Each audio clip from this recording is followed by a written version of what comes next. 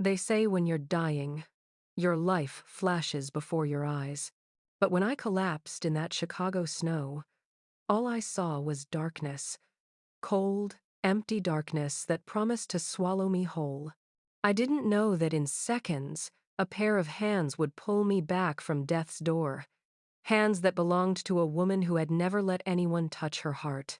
They called her the Ice Queen, the billionaire doctor who rejected every woman who dared to love her, the untouchable goddess of medicine who built walls so high no one could ever climb them. But that night, she chose to save me. And in saving my life, she unknowingly opened the door to losing her heart. My name is Claire, and this is the story of how I melted the ice around the heart of Dr. Raven Sterling, the woman who swore she would never fall in love. I should have died that night. Looking back now, I can see how close I came to becoming just another frozen body in the Chicago snow. Another nameless girl who worked herself to exhaustion. Another tragic story that would make the evening news for maybe 30 seconds before people changed the channel. But I didn't die. And the reason I'm alive today is because of her, Dr. Raven Sterling.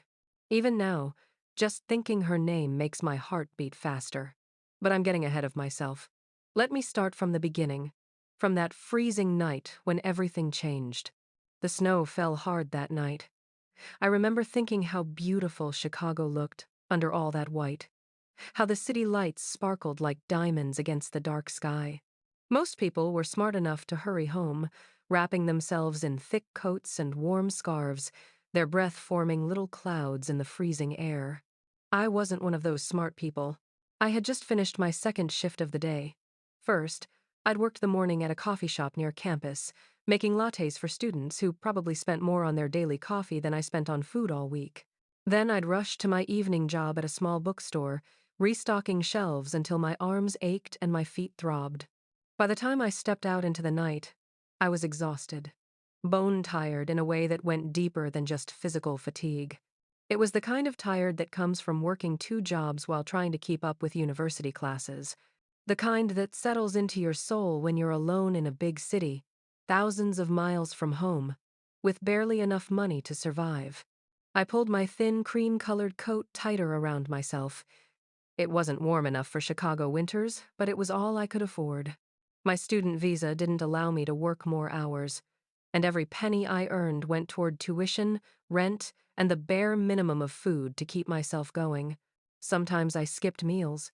Sometimes I studied by the light of street lamps to save on electricity. Sometimes I cried myself to sleep in my tiny rented room, wondering if I'd made a terrible mistake coming to America to chase my dreams. But I never gave up. Giving up wasn't in my nature. That night, though, my body had other plans. I was walking down a quiet street, my shoes crunching through the fresh snow, when the world started spinning. At first, I thought I was just dizzy from hunger. I hadn't eaten since breakfast, a single piece of toast I'd forced down before my morning shift. Then my legs turned to water beneath me. I remember reaching out, trying to grab onto something, anything, but there was nothing there. Just air and snow and the distant glow of streetlights that suddenly seemed very far away. The last thing I felt was the cold pavement rising up to meet me. The last thing I thought was, "I'm sorry, Mom. I tried." Then everything went black. I don't know how long I lay there in the snow. Minutes? Hours? Time had no meaning in that darkness. What I didn't know, what I couldn't have known, was that at that exact moment, someone was watching. She had just finished a 16-hour shift at her private clinic, Dr. Raven Sterling, the legendary billionaire doctor who owned the most prestigious medical facility in Chicago, the woman who had saved thousands of lives with her surgical skills and her money, the woman who, according to every whisper and rumor in the city, had never let anyone close to her heart. She was walking to her car, her black heels clicking against the pavement, her designer coat perfect against the snow. She had been about to drive away, to return to her penthouse and her solitary life. But then she saw me. I learned all this later, of course. At the time, I knew nothing. I was unconscious, my body slowly freezing, my pulse growing weaker with each passing second. She told me later that she almost walked away. She thought I was just another drunk person who'd passed out after a night of partying. Chicago was full of them, especially near the bars and clubs. But something made her stop. Maybe it was the way the streetlight fell across my face. Maybe it was something in her gut, that doctor's instinct that had saved so many lives. Whatever it was, she came closer. And when she knelt beside me and pressed her fingers against my wrist, checking for a pulse, she felt how weak it was, how close to stopping. Tsk, she muttered under her breath. I learned later that this was typical of her, that quiet disapproval of anything that disrupted her perfectly ordered world. But then she did something that surprised even herself. She lifted me into her arms. I was told I felt light as snow itself, my body dangerously thin from months of skipping meals. She carried me back into the hospital she'd just left, shouting orders at nurses who stared in shock at seeing their cold, distant boss suddenly appearing with an unconscious stranger in her arms. I woke up slowly, consciousness returning in fragments. White ceiling, soft beeping, the smell of antiseptic and clean sheets. I blinked, confused. This wasn't my tiny room. This wasn't anywhere I recognized. Then I remembered. The snow, the cold, the feeling of falling. I sat up too quickly and immediately regretted it as the room spun around me. My head throbbed, and my body felt weak, like I'd been wrung out and left to dry. That's when I saw her for the first time. She was standing near the window, tall and imposing in a white doctor's coat. Her dark hair was styled perfectly, not a strand out of place despite the late hour. Her face looked like it had been carved from stone, all sharp angles and aristocratic features. But it was her eyes that caught me. Dark, intense, and cold as the winter night outside. "You fainted," she said without looking at me. Her voice was low, steady, completely controlled. I swallowed hard, my throat dry. "Where am I?" "My hospital." She finally turned those piercing eyes on me. "You're lucky I found you." "Lucky?" I shivered, and not from cold. I was alive because of her. A complete stranger had saved my life. "Thank you, ma'am," I whispered. "I'm so sorry for the trouble." "You should be." Her words were harsh, but something flickered in her expression too quickly for me to identify. "Do you know you could have died out there?" I lowered my head, shame burning through me. I didn't want to cry, not in front of this intimidating woman, but my chest hurt with more than just physical pain. "I didn't mean to cause trouble," I managed to say. For a long moment, she just stared at me. I felt her gaze like a weight, studying me, analyzing me the way a doctor might study a particularly interesting case. Then she spoke again, her voice slightly softer. "You need to rest. I'll send someone with your bill in the morning." My heart dropped straight into my stomach. Bill? Of course there would be a bill. This wasn't some charity clinic. This was a private hospital, probably the most expensive in Chicago. And I had no money. Not even enough to buy myself a decent meal, let alone pay for emergency medical treatment. I bit my lip hard, fighting back tears. I couldn't cry. I couldn't beg. That would only make her look down on me even more. When she left the room, her heels clicking sharply against the floor, I lay back against the pillows and stared at the ceiling. I was alive, but I had just traded one death for another kind of ending. How could I ever pay this debt? What I didn't know, what I couldn't possibly have guessed, was that this was just the beginning. The beginning of something that would change both our lives forever. Morning came too quickly. I woke to the sound of footsteps and soft voices outside my door. My body still felt weak, but at least the dizziness had passed. I sat up carefully, running my hands through my messy blonde hair, trying to look somewhat presentable. A nurse walked in, holding a clipboard. She was young, maybe a few years older than me, with kind eyes and a professional smile. "Good morning, miss," she said politely. "I hope you're feeling better. Here's your bill." She handed me the clipboard, and I looked down at the number written there. My vision blurred. My hands started shaking. It was more than my entire year's tuition. More than 6 months of rent. More money than I'd ever seen in one place in my entire life. I. My voice came out as barely a whisper. I can't. The nurse's smile turned sad, sympathetic. She'd probably seen this before. People like me who couldn't afford the care they'd received. You should speak to Dr. Sterling, she said gently. She's the one who brought you in. I nodded numbly, unable to speak past the lump in my throat. The nurse led me through shining hallways that screamed wealth and prestige. Everything was spotless, modern, expensive. Crystal chandeliers hung from ceilings, original artwork, decorated walls. This wasn't just a hospital. It was a palace of medicine. And I was just a poor student who couldn't even afford to buy herself lunch. We stopped in front of a large wooden door. The nurse knocked once, then pushed it open. The office inside was huge, with floor-to-ceiling windows overlooking the Chicago skyline. A massive desk dominated the center, made of dark wood that probably cost more than everything I owned. And behind that desk sat Dr. Raven Sterling. She was writing something, her pen moving across paper with precise strokes. She didn't look up when I entered. "You're awake," she said without raising her eyes. "Yes, ma'am." My voice was small, trembling. "Thank you for saving me. You should take better care of yourself." She set down her pen and finally looked at me. Those dark eyes pinned me in place. "You nearly froze to death." I clutched the bill in my shaking hands. "Ma'am, about the bill." "Yes?"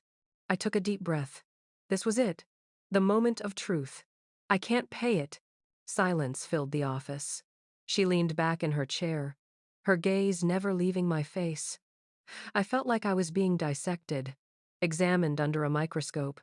"This is not a charity," she said coldly. My throat tightened. I could beg. I could cry.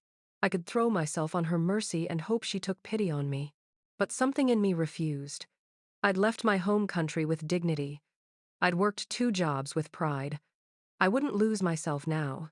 "I'm not asking for pity," I said, forcing my voice to stay steady. "If you let me, I'll work to pay it off. Any job. Cleaning, filing, helping in the clinic. Whatever you need. I don't like debts. If you saved me, I'll pay you back with my own hands." I saw something flicker across her face. Surprise, maybe? Most people probably cried or begged or made excuses.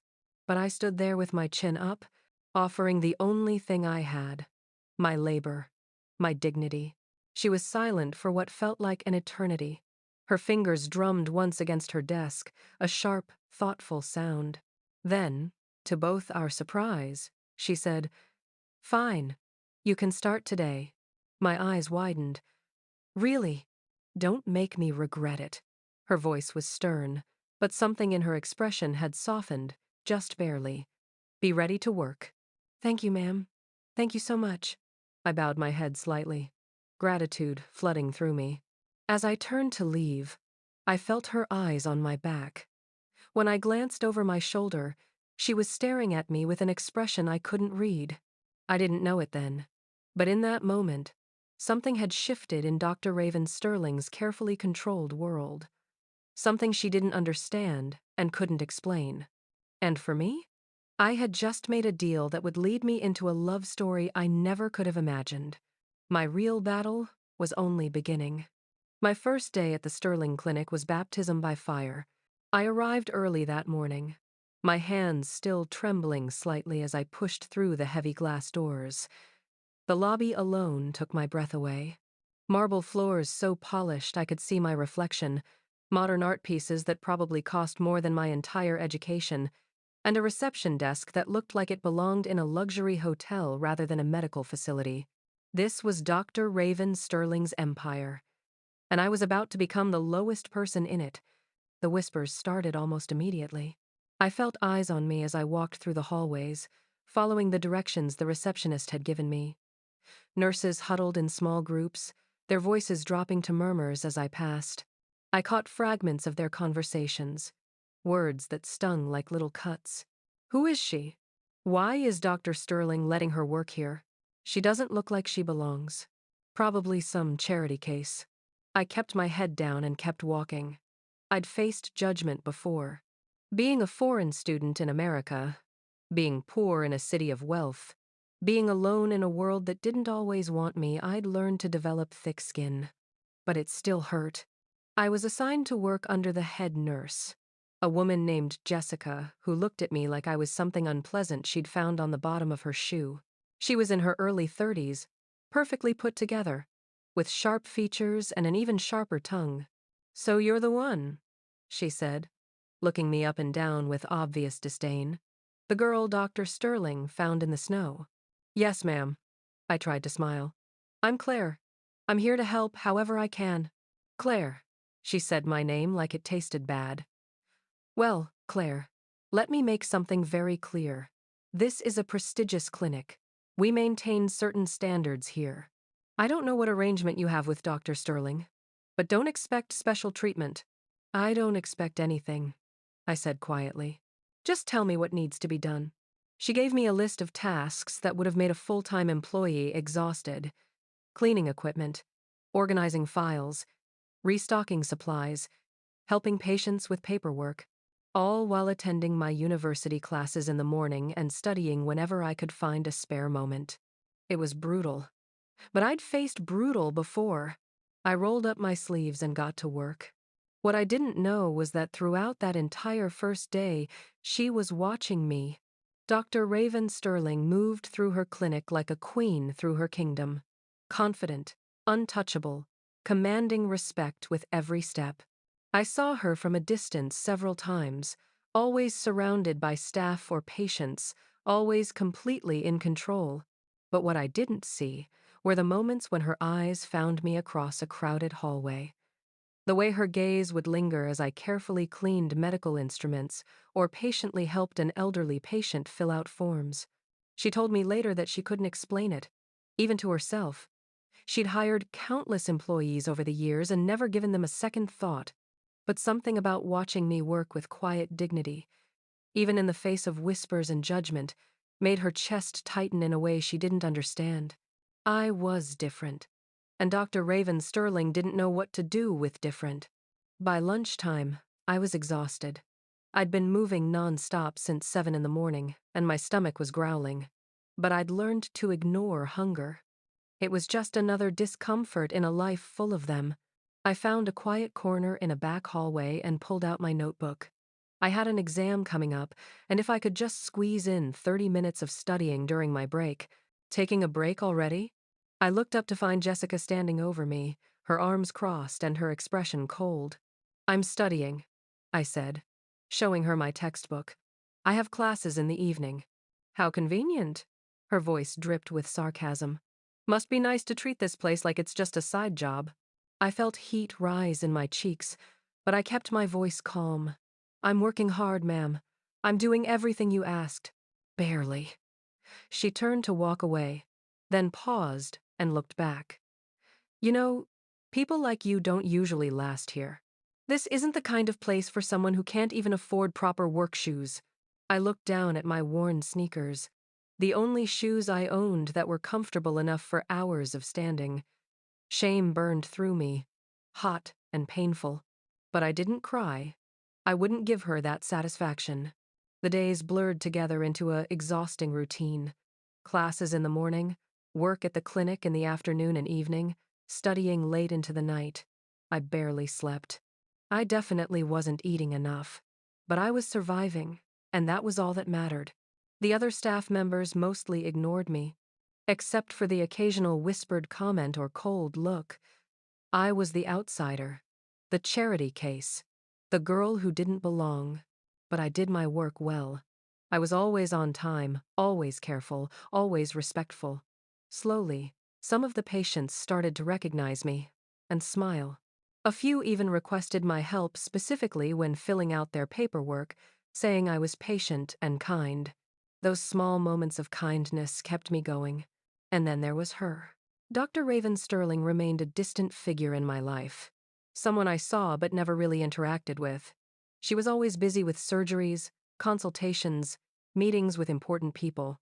Sometimes I'd see her walking past with a group of investors or medical professionals, her voice calm and authoritative as she discussed complex procedures or financial matters.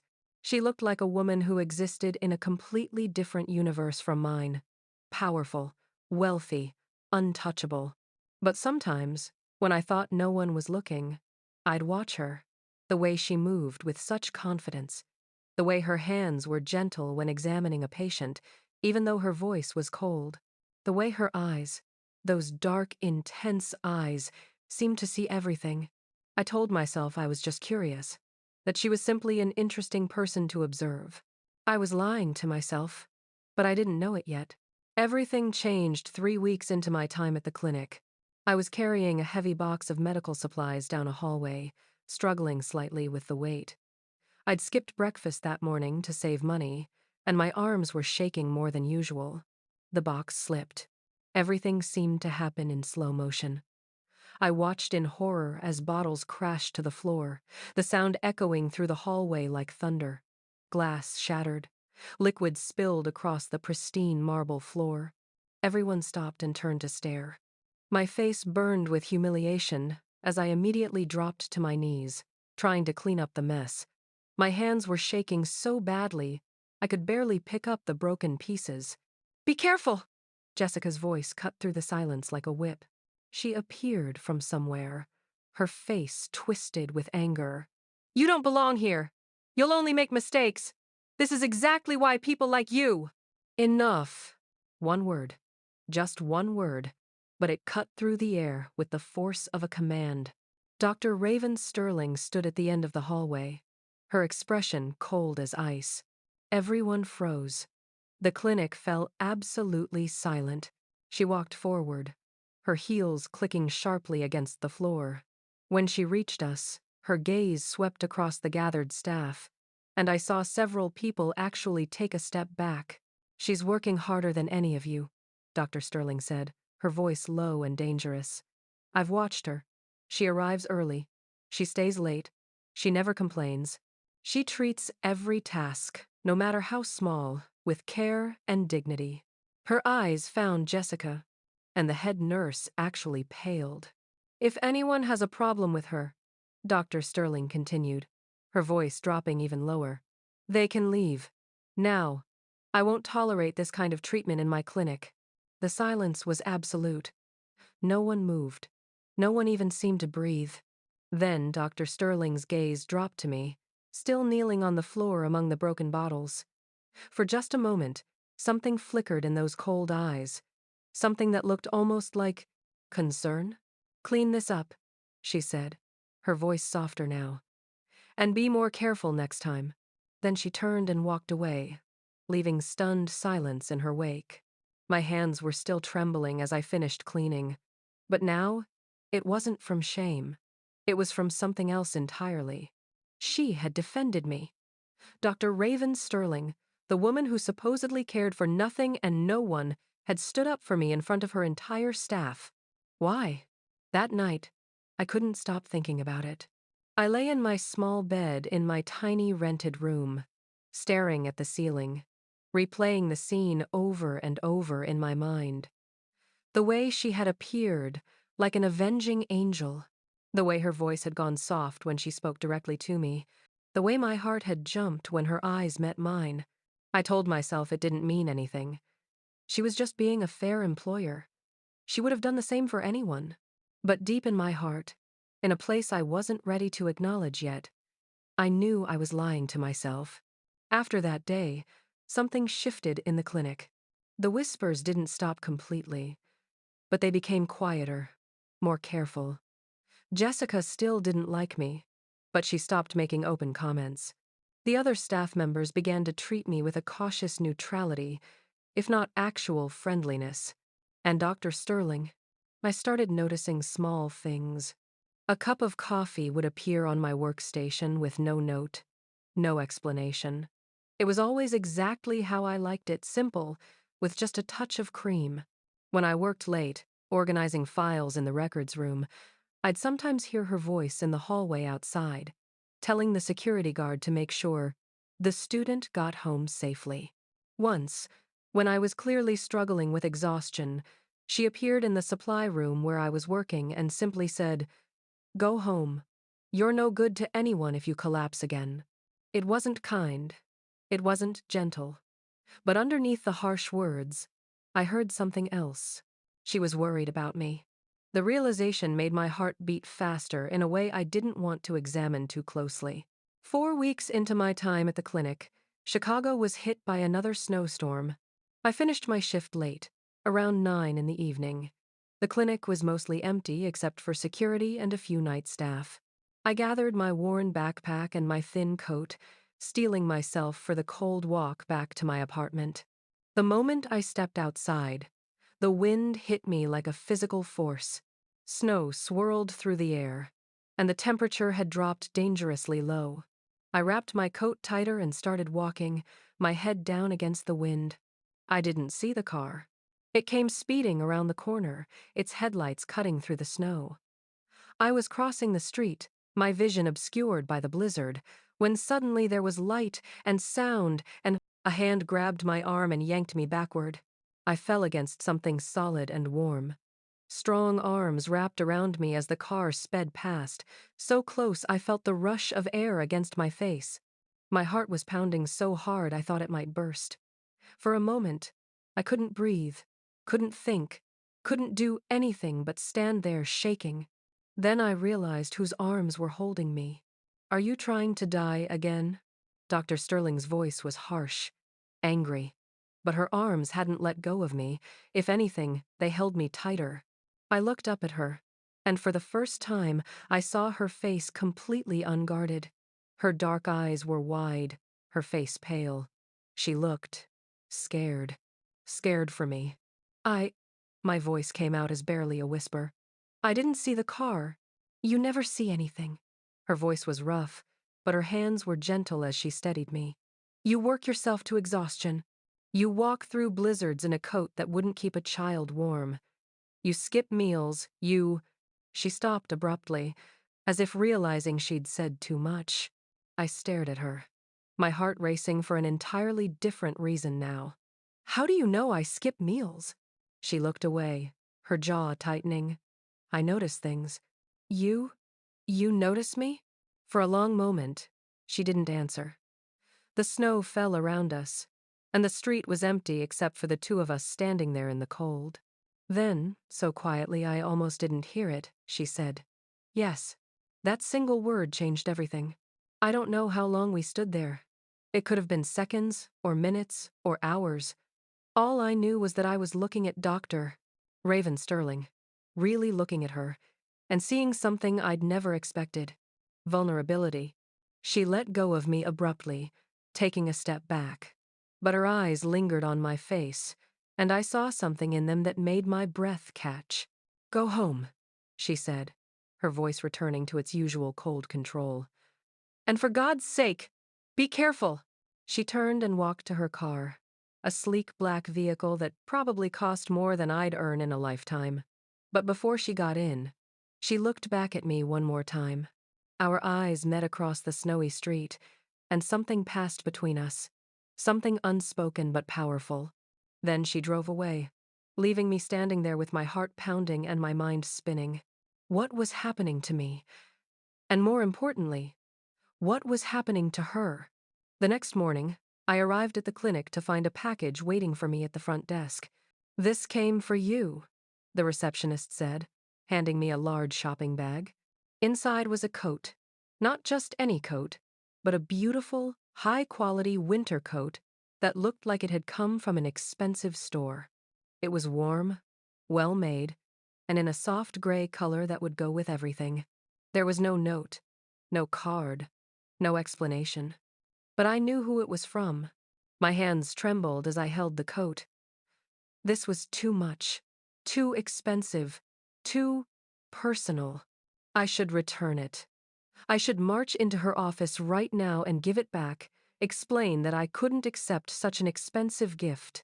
But even as I thought it, I was pulling the coat on. It fit perfectly, like it had been made for me, and it was so warm, warmer than anything I'd felt in months. I wore it that day, and the next, and every day after. And every time I did, I felt like I was wrapped in her care, her concern, her attention. The whispers in the clinic changed after that. Did you see her coat?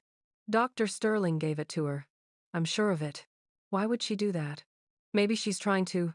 The speculation was endless. Some were curious, some were cruel, but everyone had an opinion about why the cold, untouchable doctor, Raven Sterling, would give an expensive gift to a poor student working off a medical bill. I tried to ignore it all, but it was hard when I saw the way people looked at me now with curiosity, with judgment, with something that looked almost like jealousy. And it was even harder when I caught myself looking for her in every hallway, my heart jumping every time I heard her voice or saw her tall figure in the distance. I was in trouble. Deep, serious trouble. Because somewhere between the snow and the coffee and the coat, between the defense in the hallway and the fear in her eyes when that car almost hit me, I had started to fall for Dr. Raven Sterling. The woman who rejected everyone. The woman who built walls so high no one could climb them. The woman who lived in a different world from mine. I was falling for her, and I didn't know how to stop. 6 weeks into my time at the clinic, everything came to a head. I was in the break room late one evening, studying for an important exam. Most of the staff had gone home, leaving the clinic quiet except for the hum of machines and the occasional footstep in distant hallways. I was so focused on my textbook that I didn't hear her approach. "You're still here." I jumped, nearly dropping my book.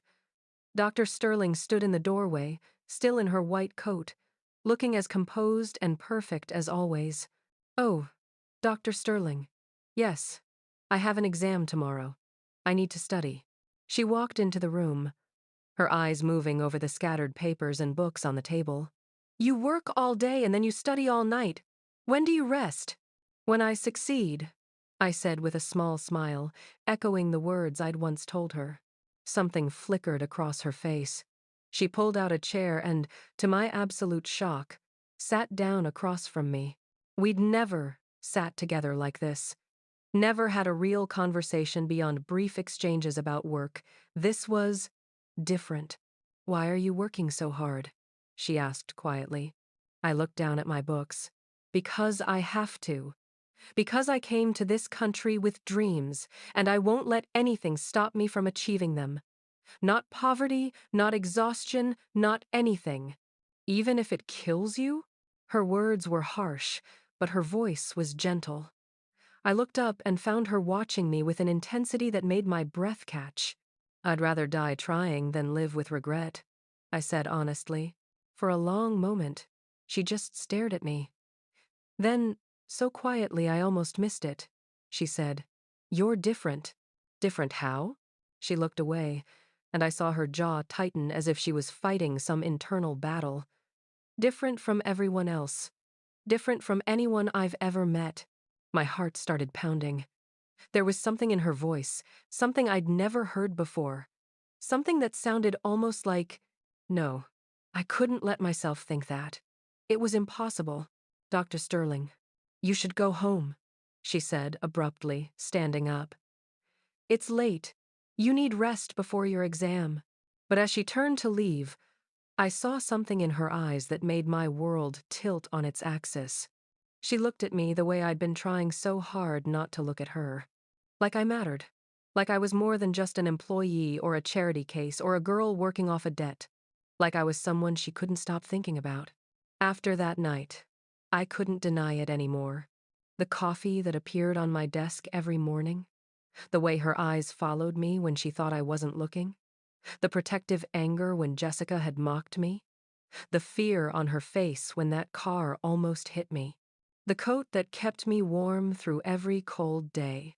Dr. Raven Sterling, the woman who rejected everyone, was paying attention to me.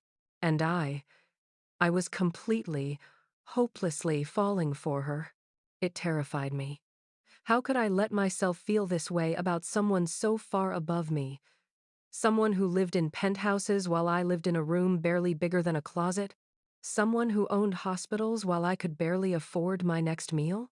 It was impossible. It was foolish. But my heart didn't care about logic or reason or the vast distance between our worlds. My heart had made its choice. The breaking point came on a cold night almost 2 months after I'd started working at the clinic. I was finishing up in the records room, organizing files that had been misplaced. It was nearly 10 at night, and the building was mostly empty. I should have gone home hours ago, but I'd stayed late to make up for time I'd missed earlier in the week due to exams. I didn't hear her approach. One moment I was alone, and the next, she was standing in the doorway. "You're still here?" It wasn't a question. I turned, my heart immediately jumping. "Dr. Sterling." I was just finishing up. She walked into the room, and I noticed something different about her tonight. She looked tired. Not physically, but emotionally. Like she'd been fighting a battle within herself and had finally grown weary of the war. "Claire," she said my name for what felt like the first time, and the sound of it on her lips made my breath catch. "We need to talk." My heart started pounding. Did I do something wrong? No. She stepped closer. "That's the problem. You've done everything right." I didn't understand. "I don't. Do you know what it's like?" She interrupted, her voice low and intense. "To spend your entire life building walls. To reject every person who tried to get close because you believed love was weakness. To be so sure of yourself and your choices that nothing could shake you." I could only stare at her, frozen in place. "I thought I had it all figured out," she continued, taking another step closer. "I had my work, my hospital, my success. I didn't need anything else. I didn't want anything else." Another step. We were so close now I could see the gold flecks in her dark eyes. "Then I found you dying in the snow," she whispered. "And everything I thought I knew about myself started to crumble." "Dr. Sterling." "Raven." Her voice was almost pleading. "My name is Raven." The use of her first name felt intimate, sacred, like she was giving me something precious. "Raven," I breathed, testing the name on my tongue. She closed her eyes briefly, as if hearing me say it caused her physical pain. When she opened them again, I saw something raw and vulnerable staring back at me. "For 2 months, I've watched you," she said. "I've seen you work harder than anyone in this building. I've seen you face judgment and cruelty with grace and dignity. I've seen you smile even when you're exhausted, help even when you're hurting, persevere even when everything is against you." My eyes were burning with unshed tears. "I've tried to ignore it," she continued, her voice breaking slightly. "I've tried to tell myself it's just curiosity or respect or anything other than what it really is. But I can't lie to myself anymore." She reached out, her hand trembling slightly, and gently touched my face. The contact sent electricity through my entire body. "Claire," she whispered, her thumb brushing across my cheek. "You've broken down every wall I spent years building. You've made me feel things I swore I would never feel. You've shown me that love isn't weakness, it's the greatest strength I've ever known." Tears spilled down my cheeks. "Raven, I'm falling for you," she said, the words coming out like a confession torn from her soul. "God help me, I'm falling for you, and I don't know how to stop. I don't want to stop." The world seemed to stop spinning. Everything faded away except for her face, her eyes, her hand gentle against my skin. "You can't mean that," I whispered, even though every cell in my body was screaming that she did. "I've never been more certain of anything in my life." Her other hand came up to cup my face, cradling it between her palms like I was something precious. "You walked into my life when I thought I had everything, and you showed me I had nothing. Not really. Not the things that actually matter." "I'm nobody," I said, my voice breaking. "I'm poor. I'm struggling. I'm so far below your world that you're everything." She said it with such fierce conviction that I had no choice but to believe her. "You're brave and kind and strong. You're real in a world full of fakery. You're warm in a life that's been cold for so long I'd forgotten what warmth felt like." She leaned forward, resting her forehead against mine.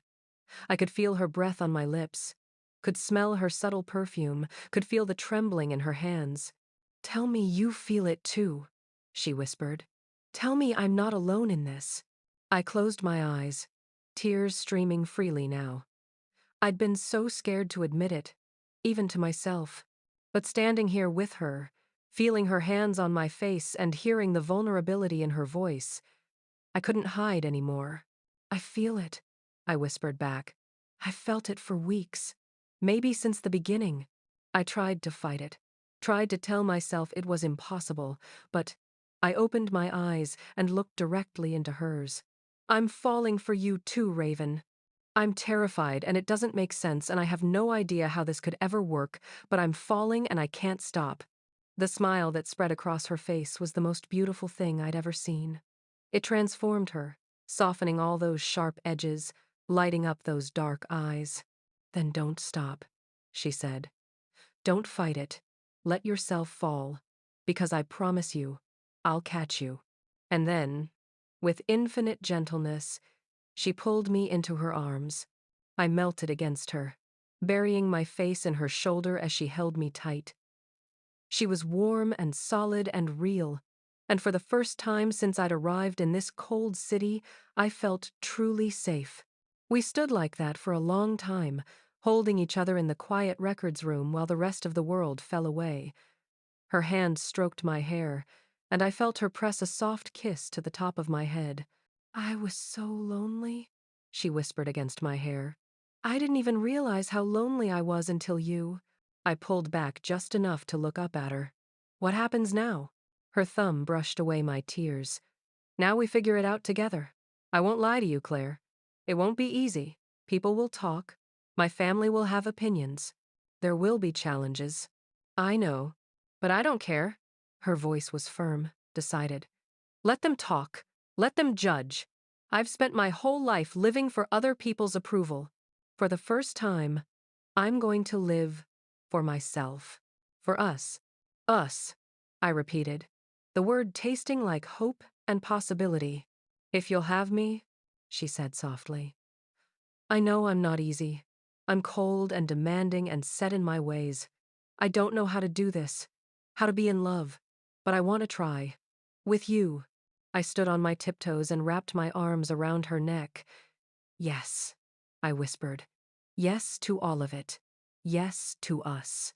She smiled again, that beautiful, rare smile that I was already addicted to. Then she lowered her head and pressed her lips to my forehead in a kiss so tender it made my heart ache. "Come on," she said, pulling back and taking my hand. "Let me drive you home. It's late, and you need rest." "Okay." As we walked out of the clinic together, her hand warm in mine, I thought about how much my life had changed in just 2 months. I'd come so close to dying in the snow, and instead, I'd found something I never knew I was looking for. Love. Real, terrifying, beautiful love, with a woman who had spent her whole life running from it. We stepped out into the cold Chicago night, and this time, I wasn't alone in the snow. This time, I had her hand in mine and her coat around my shoulders. This time, I was home. So that's how it began. The night I almost died became the night I truly started living. You know, when I look back at that girl lying in the snow, broken, exhausted, ready to give up, I barely recognize her. Love changed me. Raven changed me. Not because she fixed me, but because she saw me, really saw me. And in her eyes, I found the strength to see myself. Our story didn't end that night in the records room. If anything, it was just beginning. We faced storms, her family's rejection, society's judgment, the whispers that followed us everywhere. But we faced them together, and that made all the difference. If you're watching this and you're fighting your own battles, if you feel invisible or unworthy or like love is something meant for other people but not for you, I want you to hear me. You are worthy. You are seen. And your love story is out there waiting. In the most unexpected places, with the most unexpected people. Mine was hidden in the snow on a Chicago street. Where will yours be? Thank you for letting me share my heart with you today. This is Claire, and this was our story. The story of how the woman who rejected all women finally opened her heart.